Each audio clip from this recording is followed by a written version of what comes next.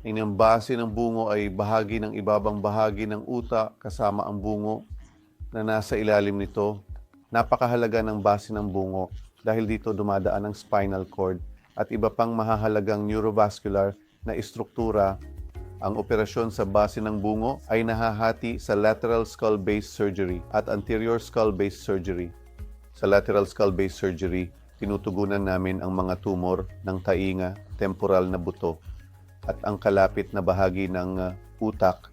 Sa anterior skull-base surgery, tinutugunan namin ang mga tumor ng ilong at sinuses, pituitary gland, mga tumor na nagmumula sa frontal lobe, mga tumor na nagmumula sa olfactory nerves na tinatawag naming esthesia neuroblastoma at mga kondisyon tulad ng pagtagas ng cerebrospinal fluid. Pinamamahalaan namin ang mga tumor tulad ng acoustic neuroma, meningioma, cholesteatoma, mga tumor ng facial nerve, mga karamdaman ng facial nerve, glomus tumors, na tinatawag ding paraganglioma. Nakikipagtulungan kami sa aming kasamahan sa neurosurgery gamit ang pinakabagong mga teknolohiya, parehong endoscopic at microscopic. Ginagamot namin ang mga pasyente na may mga issue sa skull base na nagbibigay ng matagumpay na resulta at mas magandang kinalabasan.